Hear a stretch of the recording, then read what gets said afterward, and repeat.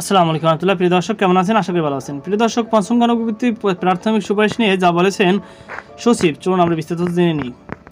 বেসরকারি শিক্ষা নিবন্ধন ও প্রত্যয়ন কর্তৃপক্ষ এনটিআরসি সচিব ওবায়দুর রহমান বলেছেন, পঞ্চম গণবিজ্ঞপ্তি প্রাথমিক সুপারিশ নিয়ে অনেকগুলো মামলা করা হয়েছে। এই মামলাগুলো নিয়ে কাজ চলছে, আদালতের স্টে অর্ডার দরকার। তিনি বলেন, information and communication technology ICT প্রার্থীদের বিষয়ে আদালতে একটি নির্দেশনা রয়েছে, আমরা সেটি নিয়ে কাজ করছি। এছাড়া কিছু প্রার্থীর পদ সংরক্ষণ করতে বলা হয়েছে, তাই বিষয়গুলো নিয়ে কিছুটা জটিলতা দেখা দিয়েছে। তবে আমরা চেষ্টা করছি সব জটিলতা কাটিয়ে দ্রুত প্রাথমিক সুপারিশ করার। কবে নাগাদ পঞ্চম গণবিজ্ঞপ্তি প্রাথমিক সুপারিশ করা হতে পারে, এমন প্রশ্নের জবাবে এনটিআরসি সচিব আরও বলেন, আসন্ন ঈদের আগে আমরা প্রাথমিক সুপারিশ করতে চাই। আমরা এখনও সে বিষয়ে আশাবাদী।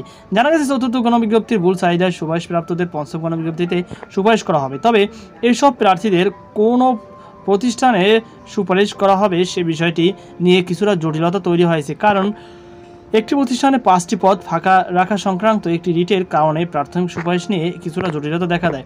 নাম অপ্রকাশিত রাখার শর্তে এনটিআরসির এক কর্মকর্তা দ্য ডেইলি ক্যাম্পাসকে বলেন, পঞ্চম গণবিজ্ঞপ্তিতে প্রাথমিক সুপারিশ নিয়ে জটিলতা তৈরি হয়েছে। ভুল চাহিদায় সুপারিশপ্রাপ্তদের নিজ জেলায় সুপারিশ একটি মামলার কারণে সুপারিশটি কিছুটা বিলম্ব হচ্ছে। তবে সব জটিলতা কাটিয়ে দ্রুত নিয়োগের প্রাথমিক সুপারিশ করা হবে। গত 31শে মার্চ বেসরকারি শিক্ষা প্রতিষ্ঠানে 96,936টি পদে শিক্ষক নিয়োগের গণবিজ্ঞপ্তি প্রকাশ করে। এর মধ্যে স্কুল কলেজে 43,000, তো মাদ্রাসা কারিগরিতে 53,450টি শিক্ষক নিয়োগ দেওয়া হয়। তো প্রিয় দর্শক, এই ছিল আমাদের সর্বশেষ আপডেট। সকল আজকে পর্যন্ত আল্লাহ হাফেজ।